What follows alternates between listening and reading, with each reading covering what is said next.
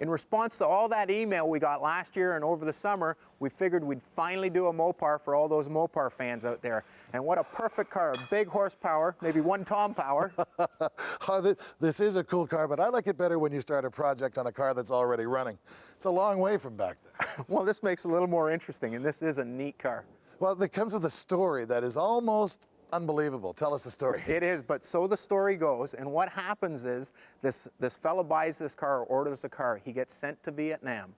The car is an export car now, so the speedometer is in kilometers. The guy ends up getting killed in Vietnam, never takes delivery of the car. The dealer can't sell the car because it's in kilometers. The gas crunch is coming, the whole bit. Car ends up getting sold up into Canada. Kind of makes sense, we're in kilometers up here. Yeah, all right. So that's quite a story, but how did it come to your hands? Well, what happened was the car was shipped up here probably in the early 70s. We got wind of the car out on the East Coast, and a customer of mine is looking to put together a Plum Crazy purple collection. He's got a Hemi Cuda, Plum Crazy purple. He's got a TA, Plum Crazy purple, and he's got an AAR, Plum Crazy purple. So the last one was a Challenger. Hemi Challenger. Now, I gotta ask, do we have a good motor here? We have a great car, great motor. It needs to be restored, but we've got an original motored Hemi car. We've got an original tranny, an original rear end. We have a perfect build sheet on the car. We've got the fender tags that are original and perfect, and you just keep going through it. It's just a great car to restore. All right, take us through it. All right. Under the hood, the magic of this car is the Hemi. Right? And it's got the original motor, but it's also got a nice rust-free engine compartment. The K-members there, the original spark plug wires are still there. It's got the right air breather on the thing. It's got the right fan shroud. We've got all the original wiring harness still here, and we're starting with something that's really nice to start with. You can see this car has never been restored. You still have all the inner fender wells that are the original color. You have all the original clips and hoses and all that sort of thing. So it's a great car to get going with, even though the car doesn't run. And we know it's not seized. We cranked it over a couple times. We know the numbers are right on it. Just a perfect car to do. But one of the things that makes this a rare bird is a Hemi in a Challenger, Plum Crazy, and that's what turned Mark on. All right, now it starts to really rain, and you get to sit inside. I get to sit inside. You know, I love these things. I was looking at it earlier, the big rally dash that's on there, got the fake wood trim, but it really had a sporting image in those days. It did, and especially with the pistol grip 4-speed. Yeah. I mean, 137 Hemi Challengers built with a 4-speed in 1970. Let me come back to rare car. Let me come back to that, how we know that's real. So with this car, anything special in the interior that all of these Challengers and Cudas were pretty plain cars. This one doesn't have, you know, any big options. It doesn't have power windows or power steering or anything really major. But what made this interesting was the speedometer in kilometers to Mark, the paperwork, all that sort of stuff, and then it's a Plum Crazy car, which fills out his collection. All right, now what about the condition of the interior? The door panels look good. Right. The interior is actually pretty decent now. Because we're doing a ground-up restoration, year one's going to give us all new seat covers and carpets and all that sort of stuff. But the door panels, which are the hard ones to get, and the dash pad, which is really hard to get, are great on this car. No kidding, the dash pad is on. Yeah. How many kilometers are on this car? 8,800 kilometers. So that's about 50,000 miles. So it is a really low numbers car. Kind of plain, kind of simple, and that's the way the customer would have ordered it, our dear heart guy in Vietnam, and with a Hemi engine. What kind of performance potential is this car going to do in a quarter mile right out of the showroom? Probably run a high 13, low 14, depending how the guy hooked up the car. Well, yeah, and that's the whole key, is hooking up that much power through the tire. Let's get back to the authenticity. You're pretty confident this is an original car, everything put together? Real car. We've got a build sheet on the car. It's obviously got the fender tags. We've checked all the numbers, and I've got the build sheet in there showing it was an export car. Oh, so the story begins to hold up. Yep. You prepared to show me the paperwork? I'm going to get you the paperwork, and because you're the big guy, you push it in, I'll grab the paperwork. How's that? Yeah, that's great, Pete. You wouldn't want to get wet now, would you? All right. Well, we're playing in the sand here at Dream Car Garage. This is John Proctor from Fishburne Proctor. Thanks for coming back on the show. Nice to be back, Tom. So you've had an opportunity to look at the car now for a little while. Well, what do you think? Well, Tom, you got my work cut out for me again. I've had a chance to look at the paint job, and you got some checking in here, and it's got to come off. You know, the best thing about you is that we send lousy parts out and we get really good ones back. Now, one of the things you always told us about for just about every car we've sent over is this area in here is the thing that concerns you the most. Why is that? You have old paint, body fillers, caulkings, buildup of paint, corrosion. It's all got to come out for proper restoration. We've got some stuff on the leading edge of this. This is a real concern of mine. Does it worry you? Tom, this is what we would do. We would soda blast this whole fender inside and out to establish how much rust and corrosion or problems there are with the fender. Then we would sandblast to get rid of the rust where we can.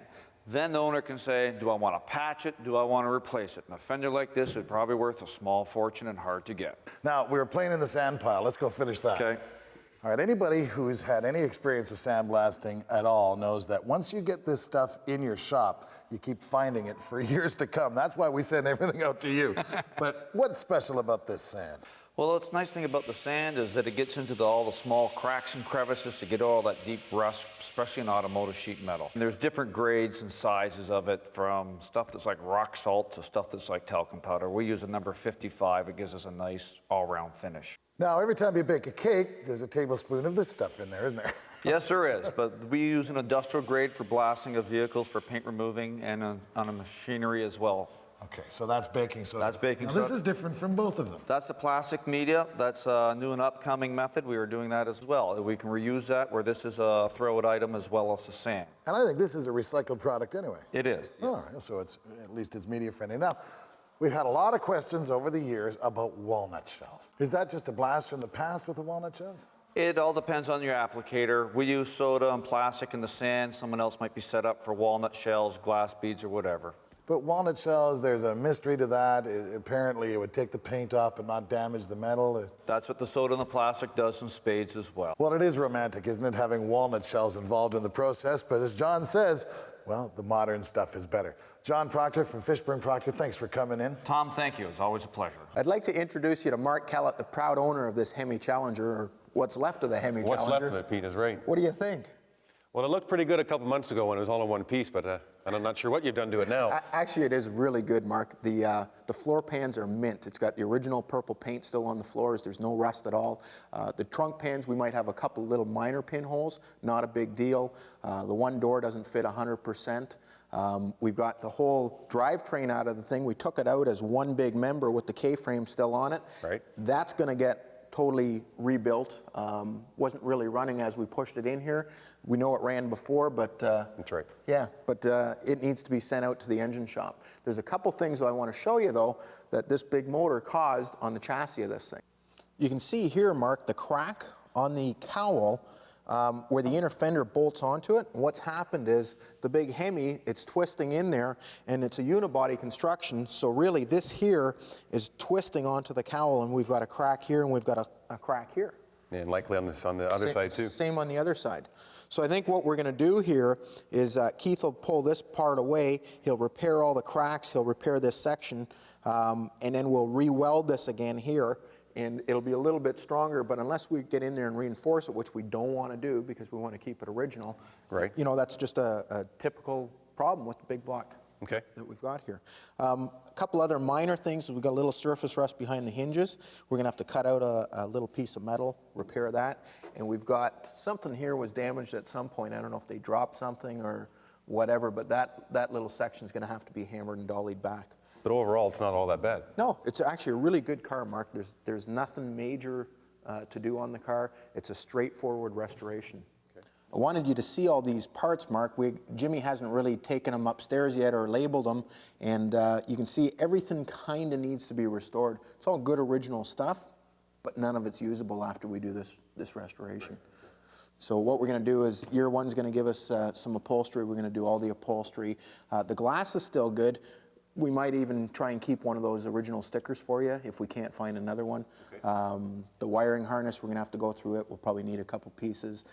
Stuff like the parcel tray, that'll need to go. Dash is real good. Steering column's real good. We'll have to detail it, but that stuff's real good. Okay. So I think that's pretty much it. I'm going to get Jimmy to go through it. If there's any big surprises, we'll give you a call. And in the meantime, what I'll do is we'll go into the office and we'll get everything written up and ready to go. Welcome back to Dream Car Garage. Well, the Hemi Challenger has come back from the Sandblaster, Proctor and Fishburne, and here it sits in legendary Motorcar with Peter Clute. What's with the gloves? Well, you have to put these on because you have a habit of leaning on cars.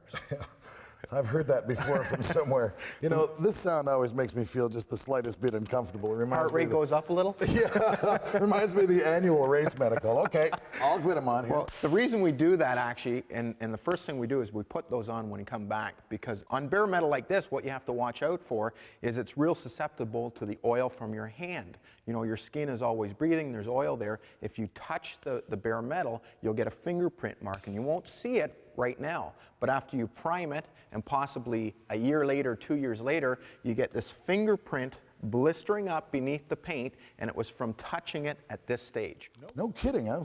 Normally at this stage, this is when the doctor says, just relax.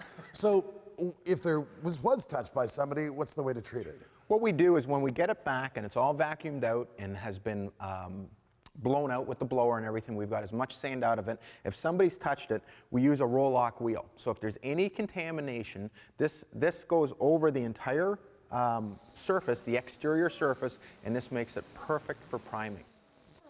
So not only does it remove the oil from the surface, it also gives you the good John DeLorean look as well. It strikes me this is a good opportunity for the body man to go all over the car and look for any imperfections at that time. Right, and while he's doing that, he's literally going over every square inch of this car, so he's going to find any little rust hole, he's going to find any dents, he's going to find just about every little imperfection on the car. Well, and then you'll want to get this thing covered up as quickly as possible, won't you? How long will it stay in this state? Literally the one day. We get it back, we vacuum it out, we blow it out, we roll-lock wheel it, and we put it into primer. All right. Well, the first thing that struck me when I saw this is this great big patch in here. Is this a problem? No, this is actually the original lead seam for the quarter panel. And this is a good thing. We know it's got original quarter panels. Now what we've got here is in the bottom of the quarter panel, this area here actually didn't look too bad, but you can see all the pinholes starting. So somebody has actually addressed that before to make it look good for you in the first place, perhaps with some body filler. That's all they did, is they filled this actually with body filler. They'd never even made a repair there. And it's hard to tell unless you've got it blistering or anything like that. But when it was, you know, it was pretty decent here, it's hard to say what you've got underneath until you get it stripped. It strikes me that this is a dilemma. Do you replace the whole quarter panel and give up the originality, or do you address that as a patch? We've got Keith here who can make this section really easy. So it really wasn't that big a surprise, but you did have a real big surprise with a Porsche earlier. At what point do you decide it's just not going to be worth it? Well, that's up to the owner. At that point, we'll phone him, bring him in, show him what he's got, and give him some alternatives. I mean, sometimes the car really isn't worth saving. Other times the owner will say, hey, I've had it since brand new.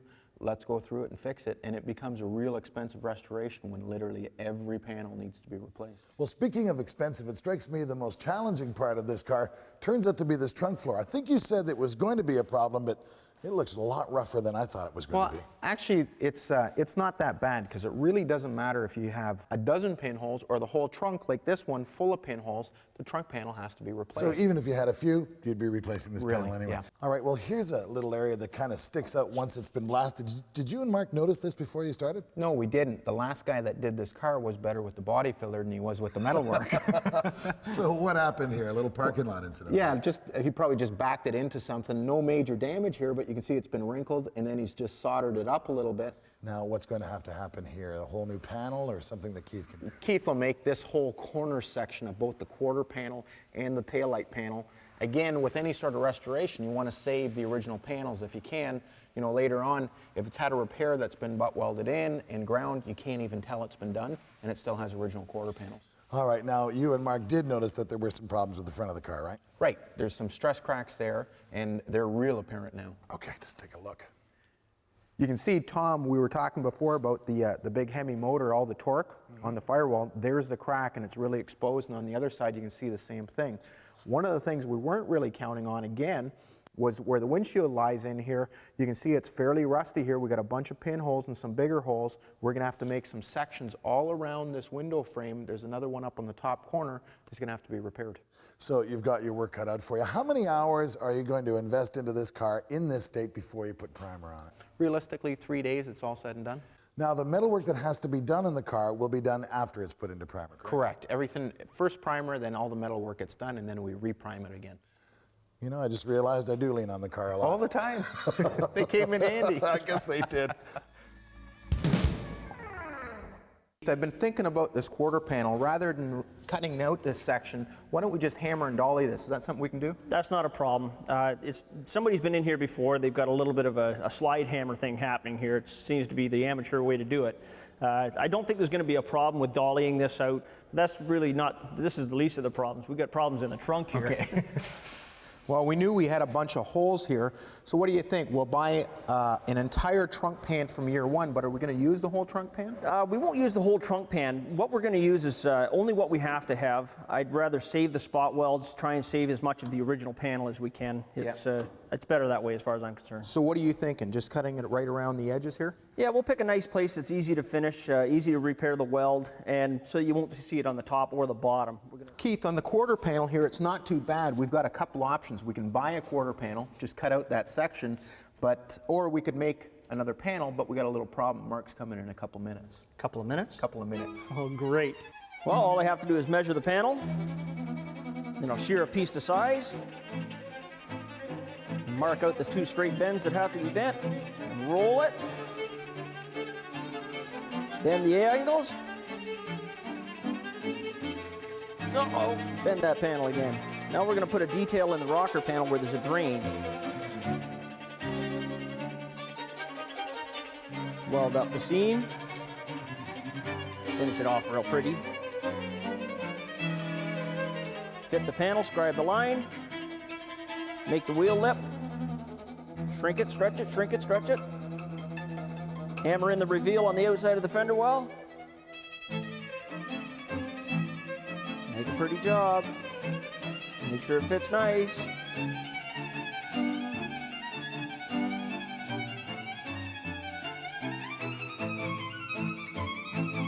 And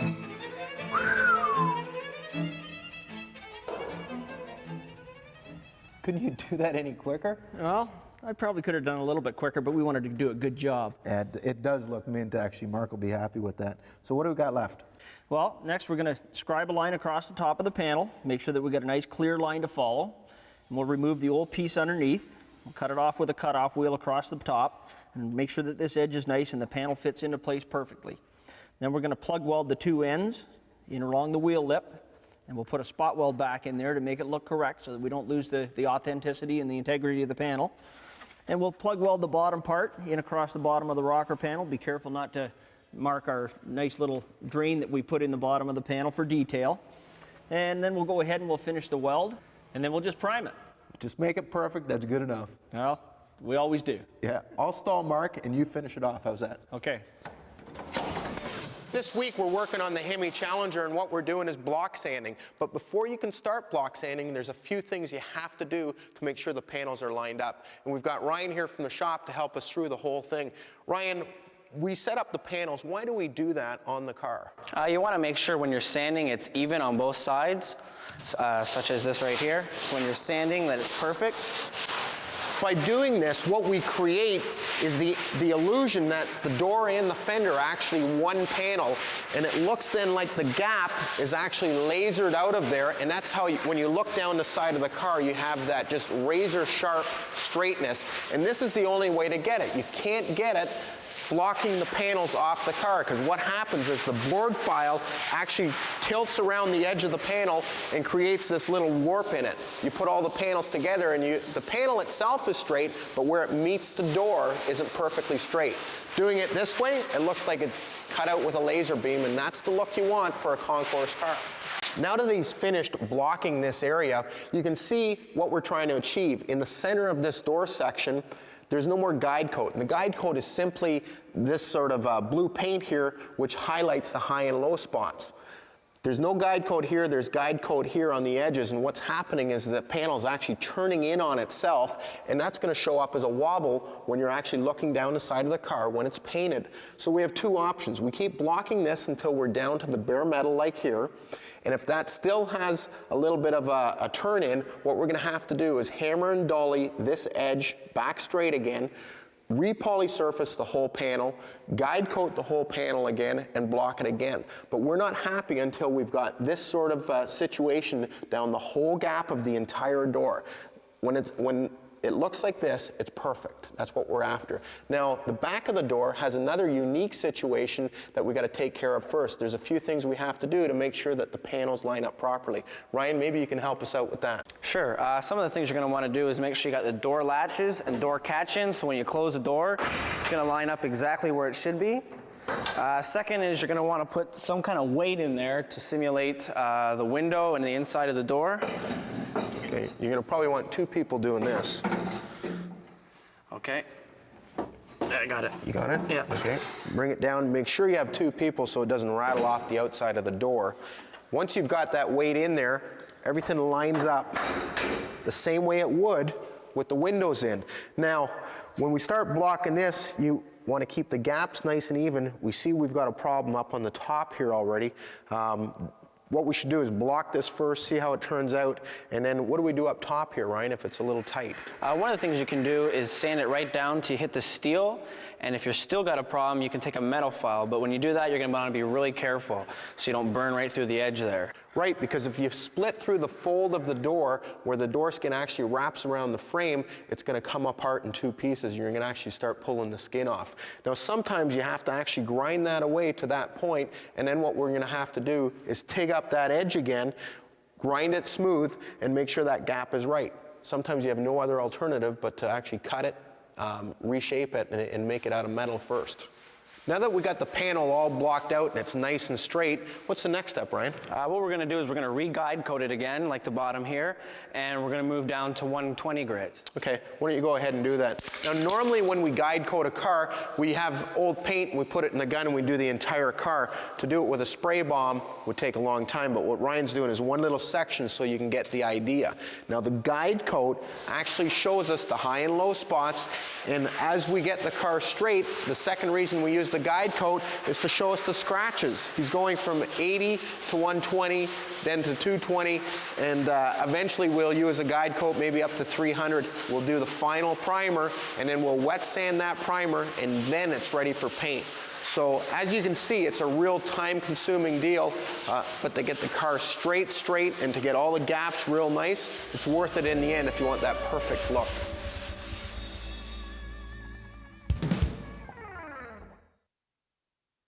Welcome back to Dream Car Garage. It's paint day for a 1970 Dodge Hemi Challenger. Now, once a year, we're given access to BASF's state-of-the-art Canadian training facility.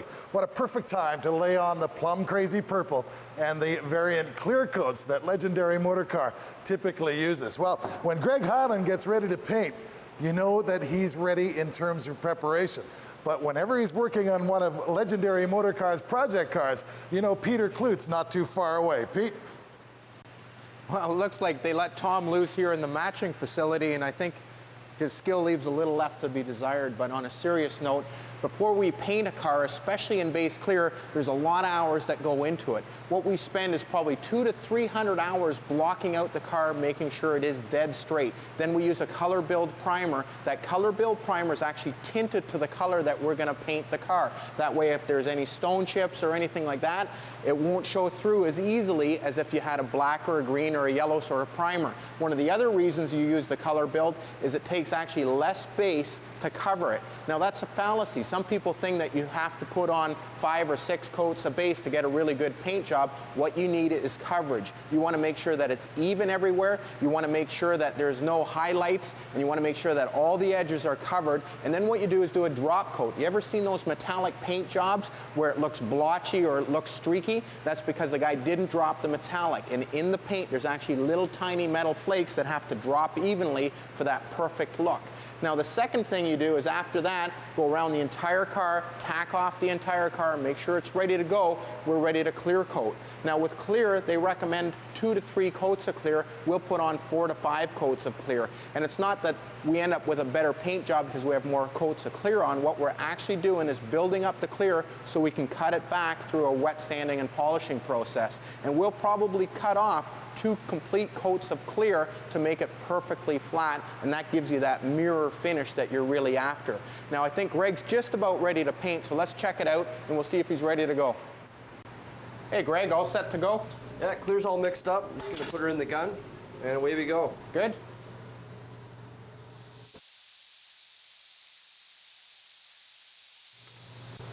Tom, don't touch that. Well, it's a state-of-the-art paint facility, as we told you.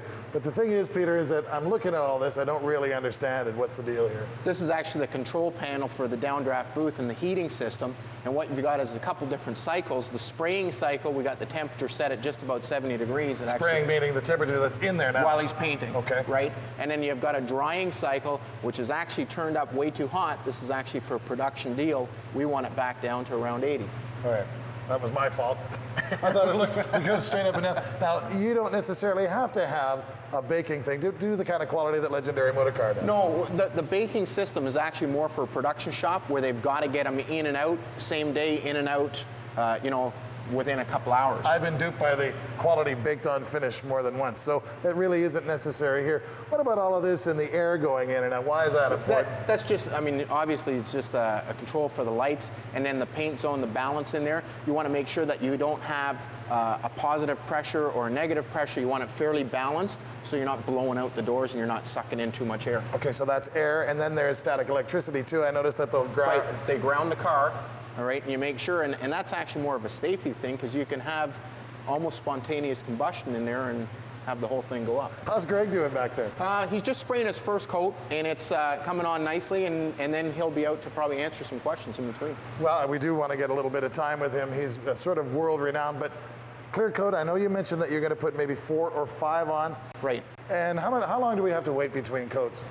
Actually, those knobs that you were playing with, yeah. well, if you have it cranked right up, you can spray the next coat quicker. Now, we don't want that. What we want is all of the solvents to come out of the paint, because what happens is, especially if you're loading on a couple extra coats of clear because you're going to cut them back later, the solvents don't get a chance to escape, and the top layer gets hard before all the solvents come out, and you get a problem called solvent popping. Yeah, I noticed you spent a lot of time in there before Greg actually started spraying on the clear coat. You're inspecting it very carefully. What were you looking for? Just looking to make sure all the edges have been covered, make sure that the front of the door jambs are done nice. That's probably a place that's most commonly neglected.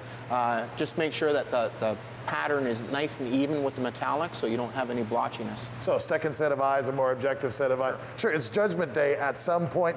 Can you tell whether you've got a good paint job at that point, or do you have to wait for the whole clear process? No, you'll know that you've got coverage at that point. Now the clear actually is how the paint lays down, and because you're sanding and polishing it, it's nowhere near as important you know, than say a regular paint job because you don't sand and polish it.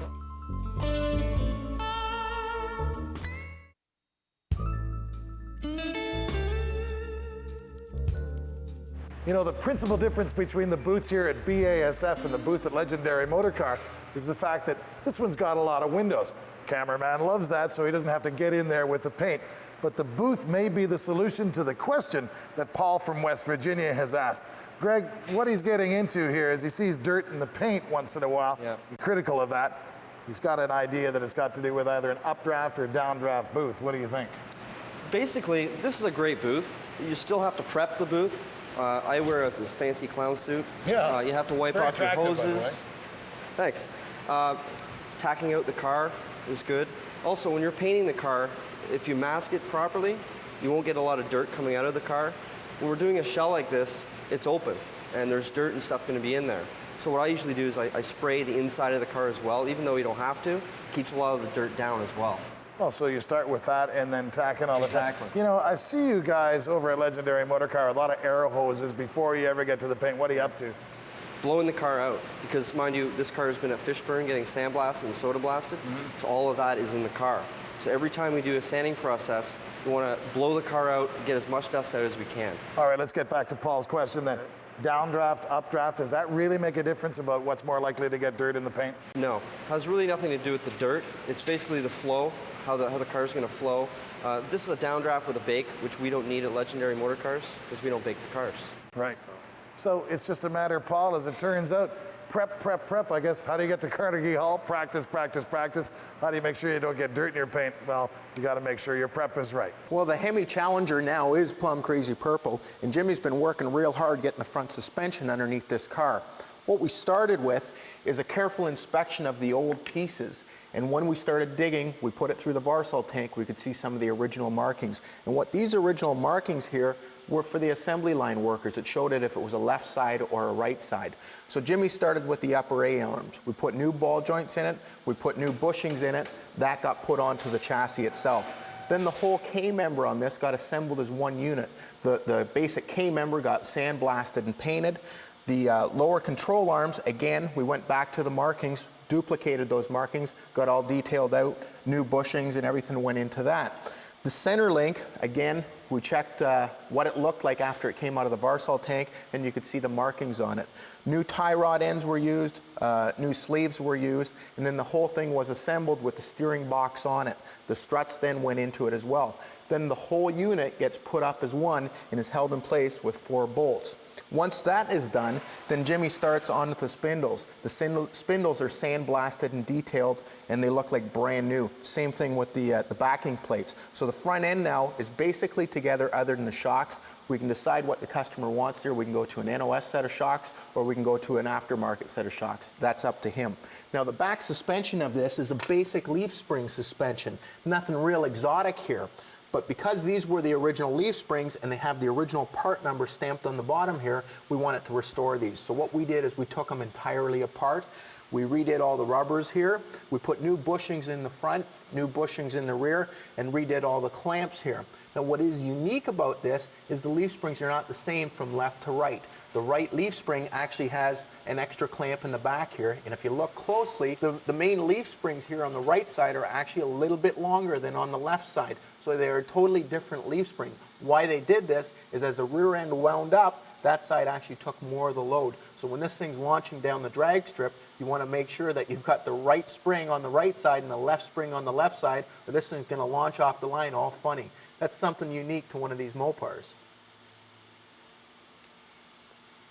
That pretty much covers off the suspension other than the shocks, which your one's going to send us the correct set. Now what about brakes? The next thing is the stainless steel brake lines, and I'll tell you why we're going to go with stainless steel. This car is really going to be a show car. I mean, it's going to be used a little bit. Although it's not 100% original, you can't really tell the difference between stainless and the regular galvanized steel when it's new. It's not like it's polished to a chrome sort of finish. But the difference is actually 10 years later, this piece here was new a number of years ago, but it starts turning brown and it doesn't look new anymore. So for that restoration that's going to sit for a little bit, you want to go stainless steel. Now the inside of the brake lines, because the brake fluid is hygroscopic, it actually collects moisture. So the stainless steel lines, again, from the inside stay new too. You don't get those little pieces of dirt that end up causing trouble later. Same with the gas lines. The gas line collects a little bit of moisture over the years. Well, that gets into the lines. The lines start to corrode. You get a little chunk of metal, goes into the carb, and it doesn't run right. The other thing too that we're going to talk about is the brake fluid. For a show car, you probably want to go with a silicone fluid. It doesn't give you the same pedal like a racing fluid and doesn't give you repeated stops like a racing fluid, but what it does do, one, it's paint friendly, so if you spill a little on a car like this, it's not going to destroy the paint job, and secondly, it doesn't absorb the moisture the same way that the race fluid would. Now what Jimmy's going to do is he's going to start bolting this brake together. He's going to start with all the lines first. He's going to put the master cylinder on. We've got the new wheel cylinders. They're going to go on. He's got all new clips. He's got all new springs. He's got new shoes. We'll turn the original drums. We want to keep the original drums for this. So with a little bit of time here, we'll have this thing stopping as good as it looks. This week's Pro Shop visit is about rebuilding that 70 Hemi Challenger motor. Now it was an original numbers matching motor, so instead of putting in a crate motor or not being careful on the rebuild, we brought it to an expert. Mike and Wayne Curley have been in business for the last 20 years and for the last 15 years have built all of my motors, including the race pieces for the Trans Am car. Hey Mike, how's it going? Good to see you. Peter, good to see you. So we got this thing ready to run on the dyno? Yes, we do, Peter. We're all ready to go. What's this then here? I hope this isn't ready to go. Peter, this isn't yours. This is another customer Hemi. So you're doing a bunch of Hemi stuff? We do quite a few Hemis every year. Good. All right. Well, you know the parameters for this motor. It's the original motor for this car, so we want it to maintain the integrity of the numbers and that stuff. We want it to keep the original heads. Yes. Why don't you go through what you did with this? It's not a standard rebuild. It's actually balanced and blueprinted.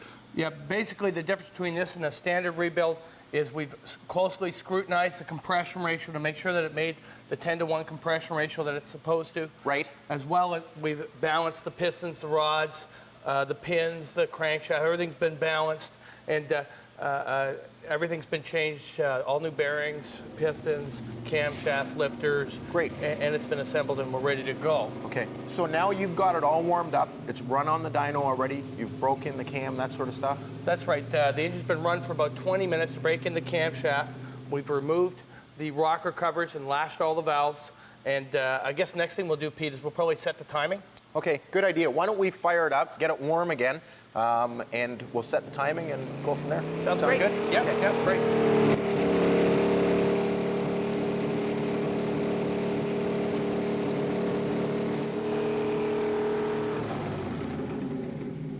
Okay, so we're ready to run now. Now, one of the nice things about bringing the motor here to active is they have a dyno, and it doesn't matter if it's a race motor or an original stock piece like this. You know, knock on wood, 15 years, we've never lost a motor on the dyno, but if there's a problem, you're gonna find it here, you're not gonna find it in the car after you've got it all assembled. So I think we're ready to go. Let's fire it up and see what it does. Any predictions? Well, a motor like this, probably about 1 foot-pound of torque per cubic inch or slightly more. So it's 426 inches, so should make around 430, 440 foot-pounds of torque. Horsepower-wise, we're not quite sure because it's a very mild camshaft, but I would think somewhere around 430 to 450 horsepower. Okay, let's see if we beat the numbers. Sounds great, Pete. Okay. Thanks. Peter, you remember my brother Wayne? I better. I practically live here during race season. You got her all set to go? All set to go, Peter. All right, perfect. Oh, hang on. Hey, Mark. How's it going? Mark, this is Wayne and Mike. Mark Kellogg, Mark. the owner of the Pleased to meet Hemi you. Challenger. Okay, you want to fire it up? We're just in the neck of time here. Oh, not late. Sounds Great. good. Yeah, let her go.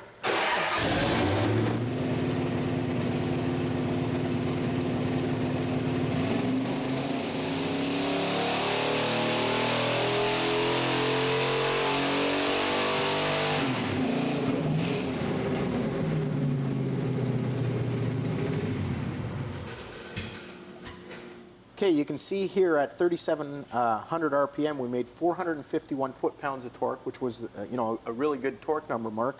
And then it was really flat all the way down. We're still making over 400 foot-pounds of torque at 57, and we got a peak horsepower number of 443 at 57. It's running, yeah, fairly rich at 0.45. Yes. Yeah, and the water temperature is real good, you know, and the correction factor, we know you guys aren't cheating with that. That's a real number. So I think, Mark, we should be real happy with that number. We've got, you know, 440 horsepower, 450 foot-pounds of torque with an air cleaner on, with exhaust manifolds. So it's bang on the numbers. Bang on the numbers we're looking, and Wayne was just saying, you know, in that car, we should be able to run, you know, somewhere in the mid-low 13s. Yep, And make some good numbers. Great. So should work out good. Great. Thanks, guys. Okay, Mark. Okay, Mike, can you stick around? Tom's coming a little bit, and Sure. he's got some more questions for you. Sure. Good. Sure, that'd be great. All right. Is it tight? Yep. All right. Putting on a bumper is not rocket science. Generally, what you do is you make sure it's even on both sides. That means sticking out from the fender. If this side's ½ an inch, this side has to be ½ an inch, and making sure it's level to the grille, even on both sides again. One of the most important process of putting a bumper on is to make sure you don't scratch the fender. That's why we put masking tape around the edge so that in case the bumper was to touch the fender, it's not going to make a big scratch. That way we move it back and forth. Now, if Tom ever comes here, tape the whole fender, foam it, do whatever you take. Definitely. Unbelievable. You ever seen him do any of it? Oh, yeah. You know, the part most people like about a 70 Challenger has to be the grille. It stands out. Now, we went with an NOS grille here, and we've tried to restore a couple of these. How come we went with an NOS one on this? We've done a couple in the past, and they just didn't come out right in the egg crate area. What he means by that is in this egg crate grill where the two right angles meet, it's real hard to get the anodizing right into the corners, and you have this yellowish tinge that just doesn't look right. Even if it looked all right, by the time you do the black, tape it off, you spend a lot of hours, that labor adds up. So we decided to go with an NOS piece. It was about $1,500. It makes the front of the car. What about the light bezels? What do we do there? No problem finding them, but they're not cheap. So what did we spend on that? $300 a side? Okay, so by the time we're done, you've got $2,100 into a front grille. It looks perfect. It makes this car. It is an NOS restored car, and that's probably the way to go on this caliber of restoration. Now that the moldings and the grille are in the front end, really there's not a whole bunch of chrome through the middle of the car. You've got some stainless moldings around the windows. They've all been buffed at the plating house, did a beautiful job. They fit in there nice. The only really tricky part is the taillight frames. These aren't reproduced by anybody, and you can't get them brand new anymore. They're impossible to find. We sent the original one in, and you can see the plater stripped off the old chrome plating, and he had problems here with it starting to pit. You can see here all the pits in there, and that isn't repairable. This is pot metal. He's tried grinding it, and all the pits still didn't come out, so he said, you got to find another piece. We went to a California car, wasn't pitted. We got this piece here, and you can see it went to the plater. It's perfect. You might even see one small imperfection there, but once it's in there, you'll never see that piece. So with the taillight frames, what you have to do is find a rust-free car, dry climate. Sometimes even the coast cars, because of the salt water, are pitted. You're gonna have to find a good piece, get it replated. That's the only way to go. Before you put this thing together, make sure the housing itself is really nice and clean and detailed because it's exposed from inside the trunk. The lens, make sure it's polished. Any fine little scratches, polish them out. The gasket, really important thing, make sure you have a good quality gasket because this is where the water is going to leak into the trunk if you don't. Then it's real simple. You just slide it in, careful of the paint again. Now it's just a matter of putting in the right stud, the right bolts, and tightening them up. There's nothing really tricky about doing chrome plating or installing it. What we do here is we always have two guys putting on the big pieces. They take their time, they make sure they mask off the fenders or the quarter panels where there's a chance of chipping the paint. There's nothing worse than having the whole car finished, putting on that last emblem or last piece of chrome and finding out you chipped the corner, you got to remove it all to respray that area again. It's real important. Take your time, make sure you do it right. 3 things I love about Gary Nolan. First of all, he's a car guy, nice and easy to talk to. Second of all, he's one of the most in-demand trimmers in the neighborhood around Dream Car Garage. Third of all, he loves the question, what if? So when we said, what if we brought the project car by for you to work on, he said, okay, thanks, buddy. Glad to have you here. Well, listen, this project, as usual, is run a little bit behind schedule, so we needed you to hurry up the pace on this kind of thing. How did you do? We're getting used to that hurry up thing, but you gave us a perfect car to work on. Well, I'm glad to hear that. It did have a good dash pad in it. The dash pad in this car was excellent. Also, the door panels, everything was in perfect shape, other than it just needed to be recolored. So what we did is we had Don strip down the panels, take all the solvents off it, any silicones in that, cleaned them up, and then we sprayed them to color match. From there, we went on to the headliner. The headliner, mostly in year 1 supplied the headliner, so it's pretty straightforward install. The only thing you got to worry about in the headliner is the box wrinkles. Heat them up, get out the wrinkles. Terry put the headliner in this car. From there, we went to installing seat covers. Seat covers were put on. Don put the back seat cover on, fitted it. A little bit of foam buildup. We then went to the bucket seats. The bucket seats, year 1 did a good job supplying those. They fit very good, good fit, and it makes us look better when the stuff fits good. We also dyed the backs of the seats. All the hard panels we had to dye just to bring the color back. We then went into the carpet installation, where for this car, the nice thing about this car is it's got the retractable seat belts in the floor. Nice touch. Carpet molded right to these things, made it look perfect. And onward from there, Terry and Don are going to finish installing the bucket seats. We're going to do a little cleanup on it, and it's going to be ready to go. So my record is perfect. I arrived just in time for you to be finished with the job. You know, I did have a little bit of time to knock around your shop for a while. What if we took a look at some of the other stuff you're working on? Be my guest. All right, let's go over here. You know, once the restoration is pretty much finished, it comes down to the details, and that's the difference between a good restoration and a great restoration. And the details aren't a thing that you do really after it's done. You do all your research as you're taking the car apart. Remember when Jimmy started dismantling this car and he was carefully looking for chalk marks and what colors things were and what finish they were? Well, it's paid off now. If you look in the engine bay of this car, you can see the manifolds are actually painted orange. Well, most people paint the manifolds a cast iron paint, or they get them plated to that sort of finish. Well, when these things were assembled originally, there was overspray on the manifolds. There was overspray on the actual battery cable, which was connected to the motor, and the thing went in as one unit. Then you look at all the paint dabs, and these dabs came off the build sheet. and they're different from car to car. You can see on the steering box here, there's a blue mark. That meant something to the guy along the assembly line. You can see here on the master cylinder, there's a yellow mark. That meant something to the guy on the assembly line. All these little markings and stuff is like being a detective, and it pays off dividends at the end. You can go back to, if you're at a show and somebody comes along and says, hey, that isn't right, you say, well, when we took it apart, this is the way it came on this particular car. Who knows? The guy on the assembly line decided to put a yellow mark instead of a blue one because he had the wrong color paint in his hand. We don't really know this for sure, but if you've got some references to go back to, you know it came off the car that way. The undercarriage of the car, same sort of attention to detail. Again, we went back to our original notes, looked at the markings. You can see the transmission. It's got a bunch of blue dots, it's got a number on top, and it's got a green marking. The blue usually refers to openings that have to be torqued or closed up, and that's where the oil gets put into the transmission. Same on the opposite side where you've got the drain hole. They want to make sure they're torqued, they put a little blue spray dab there. You've also got the original tranny number or a serial number of the car on the tranny. You know it's the original transmission. The motor number for the Hemi car is up here on this machine pad. It should match the serial number, same as the transmission. If you go to the back of the car, you've got all these markings on the rear end. This here, the 354, that's the gear ratio. This here, the 170, that's the date of the rear end, first month of 1970. This here tells about the axle ratios and the gear ratios. And again, they had a painted serial number. The last 3 digits of the serial number are actually painted on the axle tube to match up to this car. They knew this went into this model car. The rear end itself actually has a date code stamped on this axle tube here, and again, that matches up with the sequence of when this was built. That axle tube date code is prior to the build date of the car.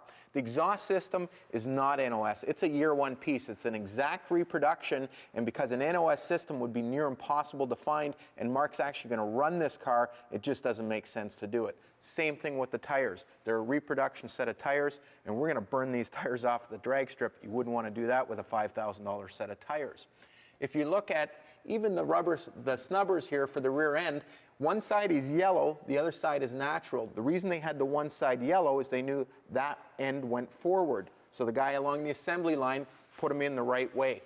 The rest of the undercarriage, well, it's the way we took it apart. You can see the primer and overspray, and you always see the overspray coming in from the outside or the rocker panel section of the car, and the inside section of the frame rails would be the original primer color because it would never actually get any paint. All of these things, paying special attention to detail, taking your time to do the research in the beginning, pays off in the end, and you know it's correct, it's documented correct. We've pretty much finished the restoration on the Hemi Challenger now, and you've watched us start from a car that was together, wasn't running, and then we stripped the car down entirely. We bagged everything, we checked everything, then we soda blasted and sandblasted this car. We did all of the metal work, we put it into primer, we did all of the body work. We made sure that the car was dead straight. We spent hours and hours on that. Then Greg put on the paint. We spent hours sanding and polishing the paint after the paint was laid on. The next thing we did is we were at Active Engines. Mike Curley rebuilt the motor, did a great job. We made some good horsepower. Tranny and rear end at Milltown Transmission, totally rebuilt. Classic Tube did all the brakes for us. They came out like new. Diamond Interior did the upholstery on this. It was like new. We final assembled the car. The car is the way it is right now, pretty much finished, but one of the keys to a restoration is to make sure that it drives as good as it looks. And that's what we're going to do now. We're going to take it on a road test. We're going to make sure all the gauges work. We're going to listen for rattles, squeaks, anything like that. Then we're going to bring it back here, go through the list, make sure it's 100% before we take it down the drag strip. So let's take it for a road test. Well, we're taking it out on its maiden voyage, and a few things that you notice right away is it's not a loud car. It's got a totally stock exhaust system on it. It's a totally stock motor. A couple of things that we want to look for first is we want to get it up to temperature, check the oil pressure. The temperature's moved a little bit right now, but it's a fairly cold day. Oil pressure is great. It's almost near the high side. We can see the gauge as far as the charging. It's slightly charging, which is good. Fuel gauge works. We've got a 1/4 tank in it. Speedo seems fairly accurate. The only thing I've noticed so far is the tach has stuck now at 2,500 RPM. So there's a problem there. That's something that Jason's going to have to address when we get back. We'll drive it through the gears, see if the tranny shifts nice. It was totally rebuilt and it seems to work nice. Car pulls good and is driving fairly straight. One of the other things is we did take it in for an alignment, but the steering wheel isn't quite centered yet, so we're going to have to adjust that through the tie rod. So that's another thing that we'll have Jason look at. The whole idea behind taking one of these things for a drive after the restoration is done is you want to make sure that everything's working. You want to check the wipers. We actually get a little bit of rain. It's ironic. We had a little rain when we started this, and we have a little rain as we're finishing it. But the wipers work fine. You want to check all the lights. We've checked the lights. We got brake lights. We got turn signals. Same thing that you'd need for a safety. Even things like the reverse lights, you want to make sure they're working. And on the dash on this thing, it's got a little indicator to show that you're in reverse. It works. So 90% of this restoration is complete, but what we've got to do is drive it for 10 or 15 minutes, get it up to temperature, make sure it doesn't run hot, make sure nothing else develops as we drive it for a while. And of course, we do get the pleasure of driving it for about 15 minutes.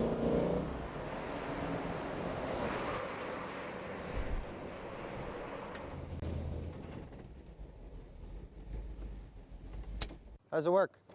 Actually really good. The car drives and runs excellent. Couple real minor thing, the tach stuck at 2,500 RPM. The steering wheel's off a little bit. It's gonna have to be aligned again. But other than that, I mean, ran great. Took it out for like 15 minutes, no overheating, runs nails. Now, we gotta take it to the drag strip and I want this thing running as hard as possible. What do you wanna do to set it up? First of all, we want to make sure the fuel's got the best quality in it. We're probably going to put a little bit of race gas in it, bump the timing ahead, make sure that everything's going to work properly. Then we're going to make sure all the tire pressures are set properly. And then as far as nut and bolting, go from front to back to make sure everything's 100% tight. Last thing, we're going to make sure that the carbs are set up properly, the jetting and the fuel and what have you. And then after that, go have some fun. Awesome. I think we'll have a little surprise for Tom in store. He's going to be running another Challenger. As promised, we said at the beginning of the season when we finish this Hemi Challenger, we're going to take it to the drag strip. Well, Cayuga International Dragway Park was kind enough to let us actually open up the strip this year. There's still some snow on the sidelines here. What we've done is we've completely finished this car. It's ready to go. We've road tested it. Now we got to run it, but we can't do that by ourselves. So we brought a couple of friends along, and we brought Bill Uckerland's 70 Hemi Challenger for Tom to drive. Actually, all year I've been ribbing Tom about a whole bunch of things, not to mention his driving. He's a championship driver in a sedan and a Mustang, actually. Let's see what you can do on a drag strip. Well, you know, the whole idea of these things is to get them pointed straight down the drag strip. And easy? It sounds easy, but I'll tell you what, in a warm-up pass, not as easy as it looks. You know, the best thing about this day is that as long as I've known Peter, he's always said, you build these cars and then you take them out and enjoy them. It's pretty darn good evidence that we're going to enjoy We're going to try. Yeah. Well, you ready? Yep, let's go. Let's go.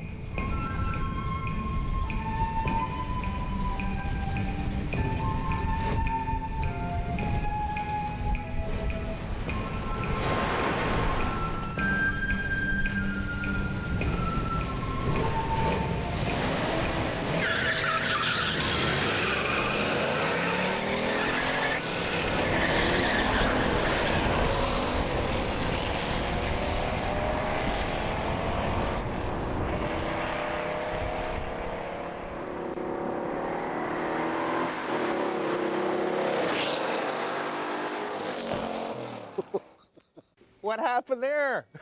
What do you mean? I just drove a $60,000 or $70,000 car down the drag strip. It was great. Did you beat me? Did I beat you? By how far? I'll tell you what, it's not as easy as it looks. Grab third gear, stand on the gas, and the tires lit up just like you were in first gear. You really need to manage that thing down the drag strip. Didn't do a very good job, but I still had You were a fun. little excited, which is okay, but you know what? You really didn't have a chance. Mike built an awesome motor for us, stock but balanced and blueprinted, and I had Jason put a little avgas in it, bumped the timing a little bit, we lowered the tire pressures, and Mark, the owner of the car, said, no matter what, rev it as high as you want, you better beat him. So I got the stone. Well, listen, there is a technique to it. I still can't believe you let me drive the car that hard down the drag strip. That's so cool. That's what they're all about. And really, it's a real pleasure to do a car like this for Mark, because Mark's one of the few customers that really enjoys his cars. He says go out there, use it, have some fun with it, and that's what it's all about.